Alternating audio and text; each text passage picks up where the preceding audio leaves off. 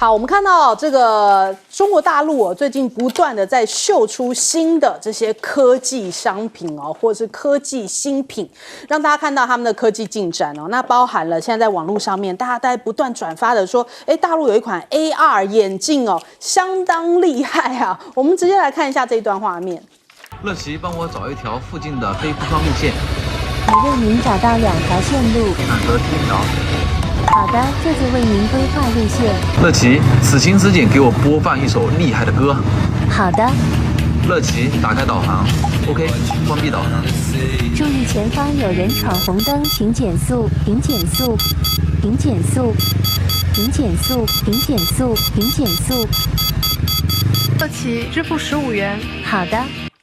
好，这一副眼镜就叫乐奇所以其实看到这有点像是好多年前不是有 Google Glass， 但是那个 Google Glass 后来就是落幕收场嘛，因为卖得很贵，然后其实在连线起来的时候因为我那时候去采访，就买到的人觉得说不是那么的好用，但是现在这些科技都已经在大陆这一边打成这种比较平民的价格而且更加的丝滑，就是使用起来没有阻碍。那除了这个之外呢，昨天大家如果有关注的话，在网络上面大家都在讨论一款新的 AI 横空出世就仿佛1月底的时候大家看到 DeepSeek 一样，现在叫做 Manus。 那你看昨天包含了像是微博、百度甚至到现在我刚刚看一下他们的这个热榜都还是 Manus 在霸屏相关的说这个是什么呀，它跟 DeepSeek 的差别是什么呀，然后呢一句话它就可以做 PTT 就是它有非常多的应用，甚至可以教你怎么样的投资组合什么的，所以它已经超出我们的想象了，就是完全不知道哇可以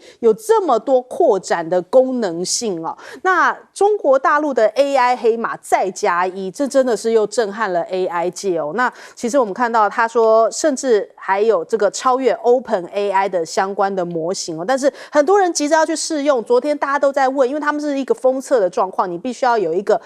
邀请码才可以进去测试所以大家还在那边网络上面疯抢那个邀请码，在这个网络平台上面哇那个价格标得非常的高。那 DeepSeek 是在1月27号的时候推出爆红嘛，那仅仅1个半月时间，现在 Manus 又是一个大杀器来了，所以今天也看到这个辉达的市值一下子又蒸发了，上次蒸发6兆，这次又蒸发了1.2兆，还甚至登上了这个今日头条，讲说哇这个辉达又再度受到重创。那其实呢，这个川普他不是一直在挥着这个关税大棒吗？我们看到今天大家也在聚焦王毅的一番讲话，他在两会的时候强硬的表示说，我们中国从不惹事更不怕事任何极限施压这种威胁都无法撼动我们14亿人中国人民的众志成城那你这样子不断在打贸易战打关税战其实中国大陆倒是一直用一种我不怕你，就是一种很淡定应对的方式。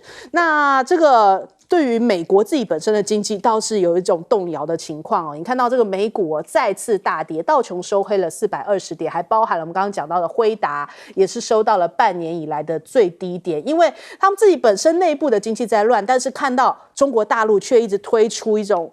这种大杀器式的这样挑战者这样子不断的冲击市场，所以大家很担心美国未来的经济状况。那这个股市呢，这个不断在跌，人家去问川普，川普说没在关注不知道是真的没在关注还是怎样。我记得他第1任的时候，他最得意的就是股市一直创新高他常常挂在嘴边说哇，在我的任内股市又来到了最高点。可是他现在看到股市跌，去告诉大家他没有关注这件事情。但是美股这1个月来已经大跌了1900点，股神巴菲特去年就已经感受到了抛售了1430亿美元所以还是真的股神有这个远见知道说接下来这个经济状况是如何。那美国现在大家也在看你的科技又是如何呢？在外太空那个被滞留的太空人他问说要不要回来，他说现在还不是离开的时候。人家想说那你不然要等到什么时候既然有机会可以回来了，然后是马斯克要想办法，就是 SpaceX 要想办法让他们回来那川普还偷酸了他们一下，就是叫你回来你不回来，然后讲说该不会是他们喜欢上彼此了吧，说不定擦出了爱的火花呢，所以真的是乱成一锅粥那今天大家也关注到这 SpaceX 的星舰第8次试射又失败啦，然后爆炸解体在这个佛州的机场哦。那飞行不到10分钟左右，就这个上半部的火箭分离不久，就产生了失控翻转啊，然后翻滚的旋转的状况，跟地面失去联系。那美国联邦航空总署下令啊，佛州多个机场停飞，然后设立残骸应变区，要应对现在这个又是一个残骸掉落的状况。哎呀，真是逆风啊，祸不单行。我们来请教一下亮哥。美股这个是刚开始跌而已了，那个美股现在是42000点，所以你那1000多点事实上才不到5%，真正大跌的是纳斯达克。纳斯达克跌了10%，哇，那你就知道那个七姐妹给人家飙多高。所以我觉得是川普很不幸啊，因为他上任的时候已经到了高点，就是川普上任的时候，美股就占了全世界股市市值65%，这怎么会合理呢？你美国的 GDP 只有全世界的25%，你的股市占65%。所以川普再怎么样，我认为也拉不上去了。而且欧洲现在也在决定要发高债嘛，对不对？那中国就是那个翟轩刚刚讲的，他科技不断推陈出新，然后让人家对他的股市要做技术重估嘛，所以我认为美股是必跌的，甚至现在已经传出了一些观点，说搞不好川普是故意的，因为如果不衰退那基本上那个美债的利息你怎么降得下来？他明年美债的利息就1兆2000亿，你怎么办？你的财政怎么办？然后他现在没有办法降息啊，因为联准会说有通膨疑虑啊，那通膨最快把它打下来了就是衰退啊，就是你如果要把通膨打掉，然后要让美国有降息的空间，就是衰退啊。所以我认为，事实上这个观点不是我发明的，已经有专家，我至少看过4个报告，都认为川普是有意在第1年用衰退把通膨跟利息给打下来，可是这个很危险啊，这个我想大家都知道，经济不是你能控制的，他就想说我打下来之后再慢慢把经济做上去啊，可是这个两难啊，没有办法，因为你就是这个局面，对就是你接的拜登就是通膨高涨，然后股市高点，什么都是高点，那你怎么办？然后你明年就注定美债利息就是1兆，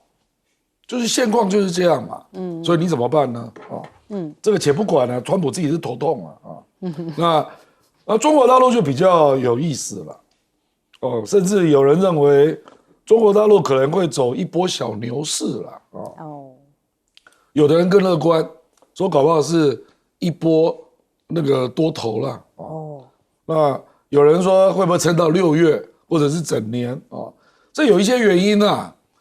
第一个就是它是在低点嘛，这个对比美国啦，它是在低点。我讲股市啦，然后它的科技因素在开始发酵。所以技术要加权，要重估嘛，那美国的钱要外逃啊，那要去哪里这有很多因素在汇聚了所以我认为相对上就是，中国大陆为什么会相对比较有底气？在贸易战、在科技战对美国越来越强硬我认为跟这个也有关系。好，请教赖老师。AI 的发展是大陆在这次两会中已经宣布的一个重点，15计划里面 AI 是他们的重中之重那 AI 过去在制造业这个部分，大陆是领先于美国，但是在服务业这部分，美国是领先于中国大陆。从 DeepSeek 出来了以后双方拉平了，现在又出了这款新的那很明显的，大陆在 AI 这个部分，不管是制造业，还有就是在服务业，我讲是应用大陆目前看起来都已经是表现了一个非常强韧的这样的一种往上升的一种趋势。我的推断我的推断是未来 AI 会越来越走向除了全面化以外，而且也会走向专业化。例如说以后的医疗保健的 AI 也会发展起来。你每天把你的身体状况告诉他然后它会跟你计算说你这一天怎么样是最好的一个状态，甚至你出国旅游，或者是你在国内旅游的时候，它的 AI 也会给你一个最好的一个建议。包括今天的天气情况，你应该是怎么搭配，怎么去坐公车，或者怎么用哪个交通系统，或是应该先去看哪一个景点，现在它的旅客多少，然后甚至哪个餐饮最好，你想看的，你可以把你个人的需求都完全给他的时候，他帮你规划整个行程。我觉得这整个方方面面而且我个人的观点是说，因为一旦突破以后就全部都突破了。习近平其实在今年的时候，他有问到，就是说，我们的独角兽呢？那么第一次独角兽出来，现在如雨后春笋会全部都出来，那么机器人的种类也越来越多了，然后 AI 的种类也越来越多。我觉得各方面的独角兽的公司在大陆各个省就会起来。你看在前段时间是杭州、浙江省，那习近平两会的时候到了江苏，那么又提到这个经济大省要有经济的担当。我觉得整个全方位都会上来，这是一个没有办法逆转的一个趋势了。美国再怎么打压，也都打压不下去了。那我觉得王毅的一个讲话，其实就讲得非常明白了。他的这一次的记者会里面，我个人认为，他把所有的每一个跟中国的外交的战略跟方针都讲得非常清楚。那也就是你印太战略，你得到什么？你美国打压我，从你川普到这个拜登，到现在的川普第二任，你获得什么？你给人民带来什么？你有把中国打下去吗？你有把贸易逆差改变吗？没有嘛，贸易逆差更扩大嘛，你的人民的物价更高涨嘛，你的债台高筑，你什么都没得到。其实他又在提醒日本了，你想在台湾搞事，不要忘了，搞到最后你自己有事。所以这个部分里面其实都有在警告。我个人认为，大陆现在最大的一个点是在于，而且这让美国的国防部部长紧张起来，因为大陆的讲话很明白，就是什么战争都来跟你打。那这个言下之意已经不只是科技、贸易、什么外交、政治战，其实包括军事战在里面。而且在军事战这个部分，大陆根本就知道你想打代理人战争，门都没有，我就直接挑着你打。我个人认为这是一场直接就点名就是要打，我就跟你美国打。那我觉得美国的国防部长就出来说我没有要打，我觉得这个态势就已经摆得越来越明白。马斯克其实他对于国际太空站的回收，其实他没有错了。本来国际太空站在2023年就应该回收了，现在只是因为中国大陆在太空，它一回收就没了，所以他们才不得不撑。对，我觉得这些太空人，你们不是太空站的建造者。你们不知道这个太空站其实它的寿命已经到了，而且它一直在往下掉，这个部分里面你们想留也留不住，要想留撑到2030年，搞不好有很大的风险。好，来请教吴老师。我想现在这个 AI 它是我们讲人工智能，它是生成式的 DeepSeek， 它是一种生成式的人工智能。那由那个 Monica 这个公司推出这个叫做 Manus， 它是要往这个叫 AGI， 我们讲叫做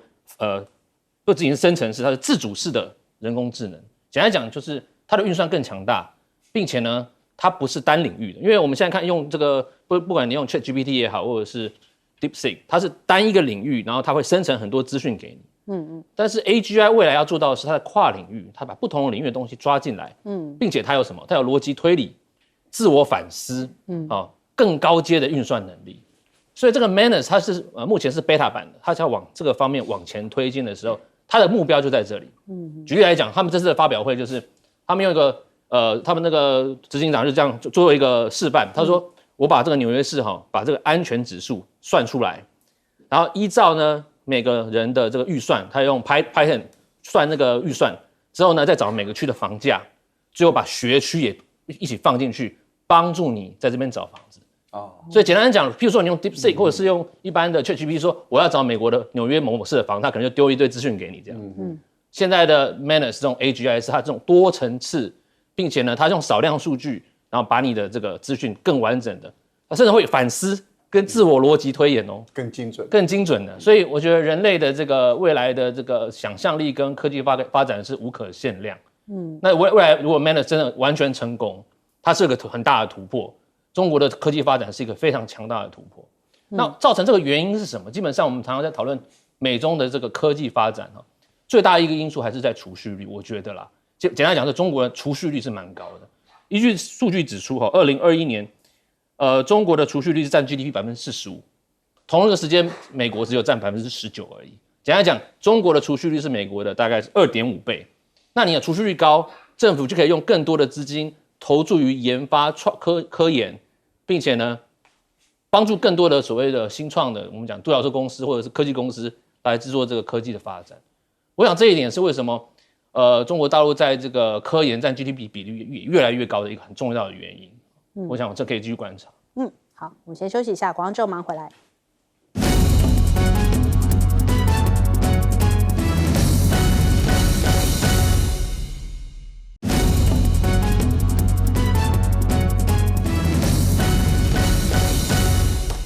好，美国最近在中东甚至是欧洲感觉动作不断呐。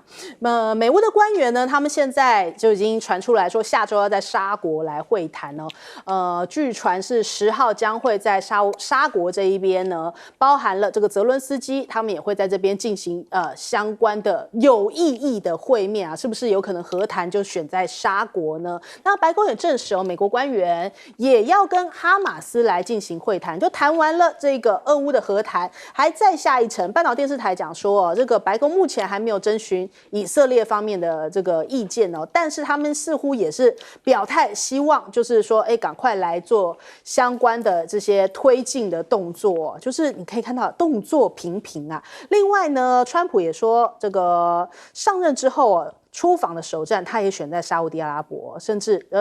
这个好像双方他跟这个小 MBS 呢要进行一些会面。川普讲到说，沙国现在变得更富裕所以是不是因为更富裕他就来了呢？他就说要求沙国接下来4年里要投资美国1兆。那沙国也同意了他的要求，将会花费巨额来购买美国的军事装备还有其他的产品。那另外呢，还要来做一些石油生意，就是说美沙俄可能接下来这个石油的大交易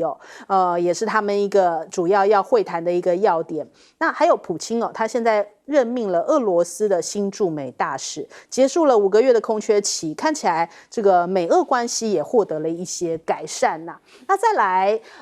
惹毛了川普，恐怕要当心因为你看看纽西兰驻英大使因为他们讲说，怀疑川普是不是不了解历史结果被换掉，被火速撤换掉了。那这个就是得罪了川普嘛。现在可能这个纽西兰也不想要得罪他，所以赶快换掉了这样子有争议的人物。那另外呢，乌克兰本来有一些人是到了美国这边，但是现在美国在驱逐移民嘛，所以就连这24万有获得临时合法身份的乌克兰人也要这样子被赶走了。哇，那真的是泽伦斯基因为得罪了川普，所以川普现在接二连三的这个反制裁吗？美国媒体就讲到现在包含了马克宏跟施凯尔他们赶紧在传授泽伦斯基要怎么样川普应对法你不要再像上次一样这样子会谈上面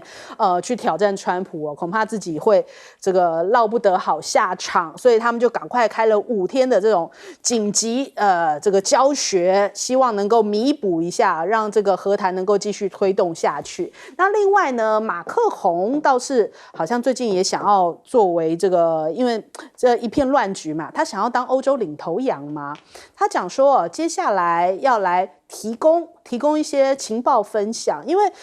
美国暂停分享给乌克兰了，现在基辅跟华府的关系细菌性恶化之后呢，现在法国跳出来讲说我们可以来帮助乌克兰人。那法俄隔空交火，俄罗斯也被得罪了吗？你看我们刚刚讲到得罪川普不行你得罪普丁可以吗？得罪普丁你看克公你现在在讲到马克宏形容的字眼是什么呢？形容他是当代希特勒脱离现实，威胁俄国所以这个普丁甚至还叹气回应马克宏，有些人想要回到拿破仑时代但是忘记那个时代是怎么结束的。哇，不得了我们来问一下亮哥怎么看。我觉得川普就是生意人本色他看到钱才会去某个地方沙烏地阿拉伯，我认为他主要就为2件事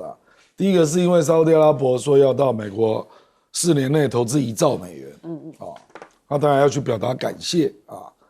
那第二个就是，因为他担心，如果美国大量这个生产这个天然气跟能源啊，那沙特阿拉伯会跟俄罗斯做减产的动作。那他基本上是希望国际油价能够跌下来嘛，那可以冲销掉他内部的贸易战带来的物价上涨。所以他一定要拜托沙特阿拉伯配合他了，说你不要减产啊，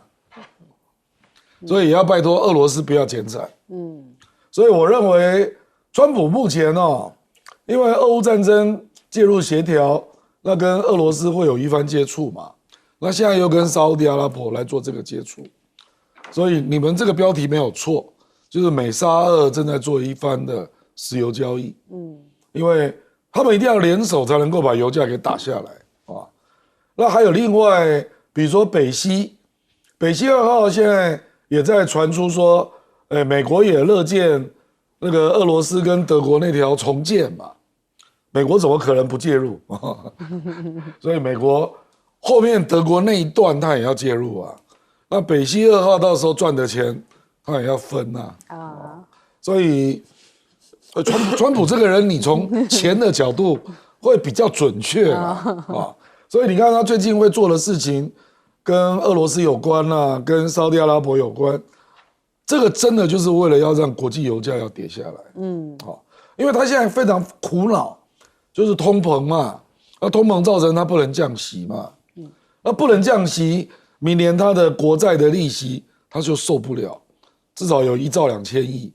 那1兆2千亿，他政府怎么弄啊？他政府就因为美国现在税入只有5兆啊，他还要减税你想一想这是什么状况？他现在要降那个公司所得税，那搞不好明年整个税入只有4兆5千亿，那整个开销要将近7兆你怎么弄？所以无论如何一定要让国际油价把它杀下来。那事实上他现在民调会受到挫折，主要还是通货膨胀嘛，其他我认为影响不大。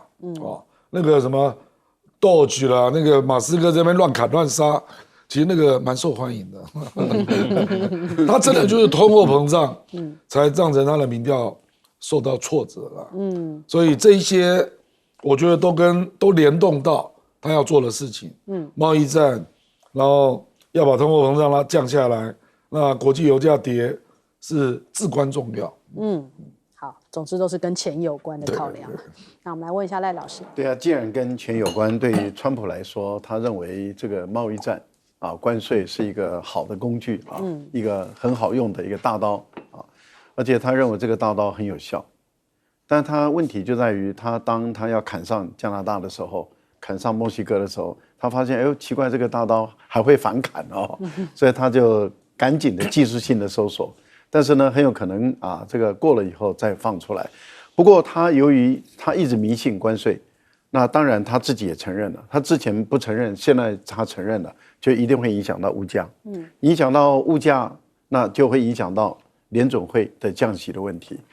那怎么样能够平衡？那当然就是让油价来往下降嘛。油价往下降，在过去拜登的时候美国跟这个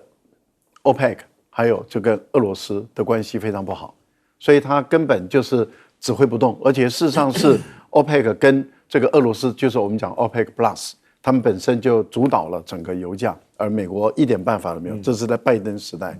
所以对川普来说，他想要解决这问题，以他跟沙特的王储的好的关系，他认为他可以促成这个三方的最主要的产油方联合起来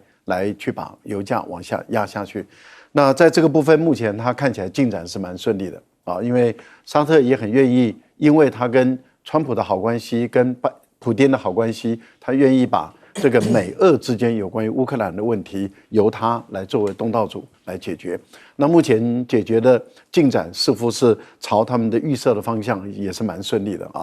那当然在盟友这边的话，川普的一贯的做法，就是美国的一贯的做法，就是施加压力嘛，胁迫。所以美国人是最会胁迫盟友的你哪一天就看到了美国人怎么胁迫台湾了保证赖清德你就等着他怎么来胁迫你。他现在已经要开始胁迫日本了嘛。日本石破茂跟他说，我的国防预算不是你来定的，你看看吧。接着他怎么胁迫日本了，很快的，你不用担心，你马上就可以看得到。但是你像哈巴狗一样完全追随他的话，你也不见得会得到好处，因为他这种人是挑软柿子吃，就予取予求。所以我个人觉得，你去巴结他，他一样吃你；你跟他反抗，你弱，他就把你压死。因为他对盟友就是如此，可是他对他的对手就一点办法都没有了。朝鲜现在理他吗？朝鲜比他小很多吧，比他弱很多吧。朝鲜到现在不理他，而且导弹该打就打。俄罗斯呢？俄罗斯也不理他。伊朗呢？伊朗就跟他周旋。所以我们觉得大陆那根本不用讲了。那目前其实俄罗斯已经初步拿到他要的了，也就是他要的是全面性恢复大使馆的功能。这个大使馆的全面性的功能里面包括一个，就是大使馆所使用的经费要全部解除的制裁全部解除。那你认为俄国在美国的大使馆的经费难道只用在外交吗？这个大使馆的经费很好用的所以我觉得俄国它当然就恢复了它的原有的金流的一个情形下的话，情况就在转变了。但是我认为法国跟英国，尤其是马克龙跟这个斯塔默，不要太自以为自己能够驾驭川普我觉得这两个人太自以为是了他以为他可以给这个泽连斯基上课以后情况就变了。其实你看着办吧。4月2号的时候那川普会不会对欧盟下对等关税的手？如果会的话，那你马克龙，你自以为你跑到美国来周旋了一番以后，美国就会网开一面，你看着办，到时候他怎么修理你，你看看吧。美国专门修理盟国的，不要忘了。好，来请教吴老师。其实川普第一任跟他现在面对的情况截然不同。他上任，他第一任的时候，那个时候通膨没那么高而且他那时候用了很多关税，特别对中国3000亿美元中国的这个产品从2.7% 提到17.5%，他一次性通膨也才大概0.3而已。所以他常讲我第一任的时候没什么通膨我用关税没有通膨关税跟通膨没有什么关系对不对？而且那时候他的就业率还算可以然后经济成长还算不错，还有2.8年经济成长。川普第一任的时候，但他现在面对的问题不太一样。许多分析家都认为他这次的麻烦比较大包括皮尔森经济研究所，他认为川普用关税可能会增加平均家庭支出会$2600就每个家庭要多$2600的支出一年很多然后呢，穆迪公司也讲，它可能会增加更多的失业率大概失业率会在0.4% 左右，大概67万个失业工作岗位。所以川普知道他可能嗅到这个气息，所以他不断的要开源节流开源就是克人家关税，然后去跟乌克兰说，我给你的钱你要全部拿回来。所以他跟乌克兰就谈稀土我要，一开始说我要55分，后来泽连斯基说不要，他说那我要全部。商人他是交易型人格极致利益至上，不讲所谓的意识形态。所以我们讲他不是什么民主和平论的领袖，他是利益和平论的领袖，用利益来分你我。所以他才会所以说习近平是我的好朋友，普丁是我的好朋友，泽伦斯基你钱不付出来，你不是我朋友。所以那个分手擂台大家看我都讲那是分手擂台对那接下来我觉得泽伦斯基遇到一个很大的麻烦，就是我们知道民主国家在打仗的时候最大麻烦是民主国家领导人会面对，就是战争如果不断的持续，他的支持度会有波动他不可能永远都那么强。虽然我们说战争发生的时候，反对党、执政党会巩固中心，我们讲叫围棋效应，叫 rally around the flag， 就是他们说我们被打的时候，一开始会很紧密的往中心领导靠拢，为什么？因为你被打了。但是呢，民主国家领导人很怕，就是战争不断的持续，当你的伤亡越来越多，国际援助越来越少，国内支持率会开始掉。这点是我觉得泽伦斯基面对到最大的麻烦是，他不可能永远无止境的一直下去，特别是当他的援助不断在减少，质疑声音开始出来的时候。所以我们常讲民主国家他们要打仗，要打什么？要讲打胜仗。第二个还要打什么？可能会赢的仗。这是很明确的。对明确我们在研究国际关系在战争的时候，我们会看到这一点。所以现在有一个说法就是说，可能会有所谓的将他这个把他换下来。如果有可能要把这个领导人换下来，那战争可能会结束。那当然这个是我觉得这只是个谣传是 rumor 但是我们必须要考量，就是那未来泽连斯基他必须要再去找，比如说欧洲来抵这么大一块的美国要提出来，因为。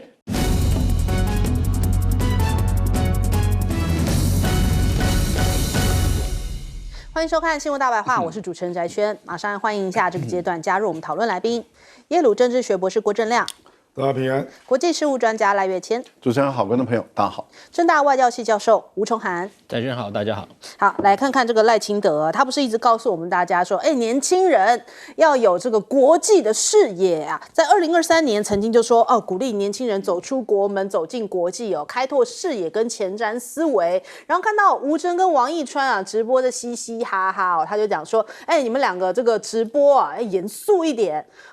还就讲说政治人物要有专业度啊，现在自己展现一下他的专业度跟国际视野了。在昨天，这个跟我们看到魏哲家董事长、台积电董事长那他们就讲说，川普上任之后就曾经在美日领袖高峰会当中公开讲话，这个台海的和平稳定是世界安全跟繁荣必要的元素啊。那这些类似主张也见到了川普内阁当中相关的首长在国会或者在社会上不断的提出就狠狠被打脸，怕就是说你骗鬼啊！因为川普只有承诺说用核武来协防日本从头到尾都没有承诺要出兵支援台湾那你这个赖清德这个就这一段话，国际视野也可以自己掰一掰吗？那再来这个川普最近对于台湾，就是台积电拿了嘛，那再来对于日本、韩国好像也是挺凶的他讲到了美日安保条约没有互惠啊，他说我喜欢日本，我跟日本的关系很好但是跟日本签订了有趣的这个美日安保条约，那美国必须保卫日本，但是美国不需要日本的保护所以就是暗示可能会对日本施压什么呢？就是增加国防开支美国要日本提高给付当地驻派的这些美军54000名美军的经费，从每年的20亿要提高到80亿哇，增加4倍左右那其实他在第一任的时候不就是已经有提出这件事情了吗？还讲到说这个现在日本的 GDP 应该要提升就是占这个防卫费要提升到 GDP 的3%。石破茂是讲说我们日本的防卫应该要由日本来决定就是对比一下，我们现在还被喊说要增加到 GDP 的10%是不是赖清德也打算要吞下去了？因为他现在已经回应了这个我们编特别预算这个国防可以增加到这个 GDP 的3%以上什么都要听美国的。那再来看看川普对韩国也挺凶，他就炮轰韩国接受美国的帮助但是却对美国征收4倍的关税所以他觉得很不开心这件事情。那昨天这个我们看到美韩的军演也发生了一些擦枪走火的意外就是不小心丢下了炮弹，然后导致民宅15伤，2个战斗机因为输错坐标，所以现在目前美韩的军演也宣告暂停，因为怎么会发生这么大的乌龙还误伤的一些平民这件事情也让大家觉得说很匪夷所思那再来看看这个军方的官员他们讲说，因为在这个炸弹发生之前呢，有3个可以发现错误的机会，但是飞行员可能都错过了，在检查坐标的 SOP 是没有落实的。那还不止如此也看到了美国又有出现3机撞在一块的状况，说德州因为强风所以他们的这个公务机跟美军的 C-17运输机相撞。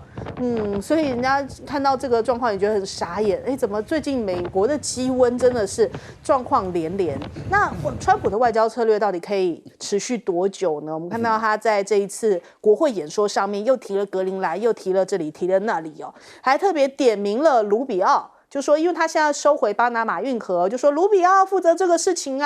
那卢比奥的这个表情很经典，一开始在嘻嘻，后来被点名到不嘻嘻了。我们看看。We have Marco Rubio in charge. Good luck, Marco. Now, we know who to blame if anything goes wrong. Marco's been amazing, and he's going to do a great job. Think of it, he got 100 votes. 不嘻嘻了，后面的表情整个垮下来了啊，对，所以笑容就这样渐渐消失。那再来，这个卢比奥是不是现在传出有可能被架空哦？有一些美国的媒体推测，他大概最多撑18个月。看起来啊，当时这个放送事故哦，川普跟泽伦斯基吵起来，现场呢大家哇你来我往的，但是卢比奥是那个崩溃的那个，他就整个人瘫软在这个沙发上，是不是又是一个办事不力呢？那因为讲到了这个巴拿马运河嘛，我们看到这个李嘉诚哦，就是长和他们现在打算要把这些资产全数卖给贝莱德，就涵盖了亚欧美23国43个港口哦，所以是不是代表一个新的危险讯号？李嘉诚嗅到了，到底是什么样的原因呢？他在这边要赶紧卖掉他的这个资产哦，就是他又看到了什么不妙的一些讯号？是不是因为这个川普的孤立主义不断的退群哦？他现在宁可赶紧这个出脱他的相关的这个持股，避免被扫到呢？我们来请教一下亮哥。我那个。李嘉诚这个交易是非常高明的交易了，因为从今年开始，全球贸易前景不明，那码头港口的使用，还有货运的使用，没有人乐观呐，对，他现在刚好逢高出脱，非常的聪明啊，所以和记防普的股票连涨2次都是涨10%，而且卖的价格也相当不错，200多亿耶，228啊。那坦白说了，这个23个国家43个港口，贝莱德也没有港口经营的经验啊，搞不好还请和记黄埔回去经营，所以我这个觉得这个是稳赚不赔的生意了。那中国大陆也不在乎啊，因为美国已经很久没有经营港口的能力了啦，尤其是人工智能化之后的最新的现代港口啊。那巴拿马运河也没那么重要，因为中国大陆现在已经有这个前海港，那前海港是现在事实上整个南美洲的贸易，随着巴西铁路的盖成，我觉得巴拿马的运量会越来越少，而且因为它太窄，水不够深，所以我认为北京也不在乎，所以这个事情中国政府并没有介入了，就完全就是商业交易。那贝莱德为什么愿意买呢？这个才是 good question 啊！因为贝莱德非常害怕被川普报复，所以要送一个好礼给川普。所以我认为他是政治理由买的。而李嘉诚是商业理由卖的。这是不一样的一个逻辑了啊！所以我并不认为这件事可以把它列为什么，中美贸易战啊。或者是美国对抗一带一路啦，这想太远了啦。我认为不是这样啦啊。那我觉得现在是这样，这个川普不会只对台积电做这个事啦，他未来也会要求，比如说荷兰的阿斯麦尔啦，日本的日月化学啦、日亚化学啦啊，还有那个韩国的三星啦，你们通通都给我来投资啊，也要增加。他就是要建立一个先进晶片的一个全球的制造中心嘛，所以其他人都会轮到的啦啊。那因为在美国制造一定会比较贵嘛，所以他一定会向全世界开征晶片税了。不然我美国的晶片要卖给谁啊？大家都跑去跟台湾买不就好了？就说即使台积电它在美国制造，也在台湾制造，对不起啊，你在台湾制造的要出口到美国，还是要加税。不然大家都跑来台湾买就好了，人家干嘛在美国买？所以我觉得他这个应该是一套东西啦，就是要把那个先进的晶片制造要巩固在美国啦，那事实上在拜登时期就已经讲了嘛，就是他们2030希望能够拉到全球市占率20%，那按川普这样搞啊，可能会更高哦。有那个路透社帮他做了一个估计啦，10奈米以下的制造，在2032年，美国全球占比会高达28%。那他们认为那个时候台积电10奈米以下就会跌到47%。那你如果只算5奈米以下，那我跟你保证，美国就过半了。因为现在在美国的投资全部都是5奈米以下嘛。那台积电的先进晶片的制造不是只有5奈米以下所以美国一定会成为全球中心这个是必然的啦所以我觉得我们台湾还是要面对现实啦，不要老是讲一些欺骗自己的话啦，这样好，请教赖老师。我们第一座的台积电的厂要被拜登抢走的时候张忠谋是站在商业的角度来看，他觉得这个对整个营运、盈利、投资对台湾是不划算的。那魏哲家，你是不是要打脸台积电的张忠谋我想这个你要交代一下。那当大家在问说，那最先进的2奈米，他说2奈米以下不会移到美国去。那这个是你信誓旦旦的说了，现在传出来说要1.6奈米，那你是不是要打自己的脸了？那也就是说你一下子打了张忠谋的脸，二方面你又打了自己的脸，你怎么对我们台湾的民众交代？那你赖清德你还肯定他，那你赖清德怎么对我们台湾民众交代？现在大家都看得很清楚了，最先进制程的美国如果这样做的话，搞不好有7座，原来的4座再加3座，再加2最先进的封装，那9座再加上一个研发中心，人才都掏空了，人才都过去了，然后呢有7座在美国，那台湾的最先进制程的比重占多少？刚刚亮亮认为说，搞不好50%都被拿走了。那台湾5奈米以下，对，5奈米以下就是最先进制程的。那台湾还剩下多少？重点不在台湾，而在美国的时候，那你说对美国人来讲的话，可以满足他的所有的军工企业跟民间企业的需要的时候，台湾还有什么价值？还有什么安全的保障？细盾就没有。我觉得这个细盾本来就消失了嘛，那也就是可有可无了，因为美国有了，而且如果没有的话，美国还可以调价，因为它垄断了。对，我觉得欧洲人的看法跟美国人看法不一样。那你赖清德，你的讲话里面，你的所谓的国际观是美国的国际观，还是欧洲人的国际观，还是全球的国际观？欧洲人认为说，你都被美国人拿走的话，我们以后 GPS 被你控制，然后什么东西都被你控制，我们欧洲人没有安全感了，越来越没有安全感。我觉得在这个部分里面，赖清德你到底有没有国际观？我们也在问这个问题。你要我们的年轻人有国际观，你要自己先有国际观。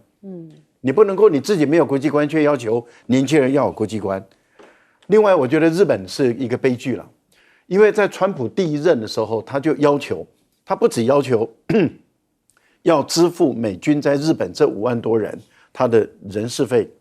后来他还要求要娱乐费，看电影啦，去打球啦，那个费用也都要日本人来支出，所以从10亿拉到20亿。可是他到最后的时候，他又要求要加码，加什么码呢？把所有美国用在日本的这个5万多个军人，他的武器装备要用租的方式来付钱。也就是说，我的航母战斗群，我的这个战机，我的战舰，我的美国大兵所用的所有的武器装备，这些所有的费用加起来，总共值多少钱？然后每一个武器装备它的全售期值多少钱？然后在这个全售期中间，每一年就值多少钱？你要用租的。那它就是一个安保公司，也就是我就是一个保全，我保全我武器装备，你这个承租方你要付，我的军人你要付，我的一切你要付，而且我还要再赚钱回来，也就是我是一个保全公司，所以我不但所有的东西我要拿，这也就是为什么他要日本把防卫预算增加到3%，那就是因为他要从20亿拉到80亿，这个钱他全部都要拿回来。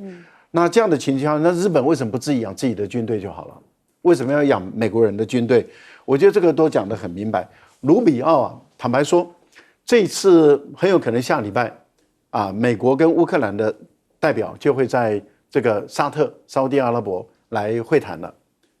传出说卢比奥没有办法参加，外交部部长干到这个地步，厉害啊！好，来请教吴老师。在国际关系里面，我一直觉得大家觉得是无政府状态。我要跟各位观众讲，无政府就是大家谁都不听谁的。可是大家别忘了，其实在这个无政府状态底下，有一种叫阶层结构。简单讲，就是小国要听大国的，这是非常明显的，而且明确的。冷战时期就这样子，后冷战时期也是这样，到目前也是这样子。所以我们看今天从日本开始看好了，川普说美日安保条约没互惠美国不用日本保护，他非常对啊，没错啊。美日安保条约本来就是个非对称的合约啊。我们知道联盟合约有所谓对称跟非对称型的。像这种防守合约，美日防守合约、安保条约，它是一个防守合约，一方被打，另外一方会来救。问题是美国跟日本被打，谁救谁啊？本来就非对称的，所以川普非常聪明，他一针见血点出了道理，没错啊，非对称，你听我，所以日本加价啊，不管是你要5万人的驻军加价，你的这个防卫 GDP 也要增强啊，要么就不要做，非常明显。对台湾也是一样啊，对不对？台湾你要听我的。所以呢，现在当然一开始讲我们这 GDP 什么10%啦、5%啦，这是官方的哈。他现在先不要官方，他从民间开始。所以我这一次我觉得台积电被叫过去哈，不要说没有美国的压力了，我觉得这个是骗人，没有美国的压力，这个是你没办法骗人的哈。因为如果没有美国的压力，为什么他在川普还没讲之前他就可以去盖了？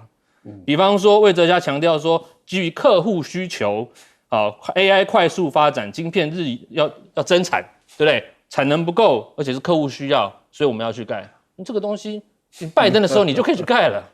对不对？也不要川普3声5令说我要课你关税。而且如果大家会看到川普在国会演讲那个气势，就是说我什么都没出，他们就来盖了。那这不是压力，这是不是压力？这是什么哈？再来如果说我们没有要听美国的话而去做，我觉得不可能。比方说这个研发中心了这要讲清楚。魏哲家说。这个我们这个研发有2种，一种叫做制程改进，大概呢是这个1000人团队会被派到美国去，这种叫做在产线的时候遇到问题的时候叫制程改进，我们也叫做研发中心。但是1奈米的这种叫做真正研发的大概1万人的我们会跟留台湾。所以他把这句话用得非常的模糊，两面要讨好的时候要特别小心。我要讲什么？因为你今天讲的时候，美国人也在听啊。所以你的研发中心到底是什么？什么东西要搬去美国，什么东西要留在台湾？你今天这样讲出来，美国人也知道，台湾人也知道，所以你要做。葛莱伊把它写出来了，已经写了哈。那这样的话，当然我们知道说国际关系变成避险哈，就是你不想把一个鸡蛋放在一个篮子里面。我觉得魏哲家现在在做一个避险的动作。他一来他的这个因为当初这个 Chips and Science Act， 我们讲晶片与科学法案。拜登给他一堆东西了，他要去那边盖厂。你说包括是减税啦、水电煤的减免啦他有很多东西在美国的把柄手上。那现在呢，川普要抓这个把柄，他说我直接把你这个补贴都扣掉，我要扣你关税的时候，你是不是要听美国？所以我说好，那不然增产要盖厂，还盖研发中心。问题是，当你一直讲出来的时候，对台湾人民就是一个伤害。但是如果你对一个伤害的时候，你如果没有真的去讲清楚，特别是我觉得。台湾一个好处是我们是一个透明的资讯，而且民主是善良的政治，所以你在做任何东西的时候，你不能欺骗老百姓，一定要把事情讲清楚，因为大家会去查资料，而且大家会去思考这个问题。所以我觉得面对川普，我们在讲的我在讲最后一个是他这种一人式的外交，包括像 Rubio，他这种叫一人式的外交，我们讲这种团体外交 Group Think 叫团队这个思维的时候，他没有团队思维，你都是听我的。所有人都要听我，就这样。我小补一下，因为 Wisconsin 发生过红海那个事，所以共和党非常在意，所以你不要骗我，这样。哇，可是现在葛莱伊又说出去了。好，我们先休息一下，广告之后马上回来。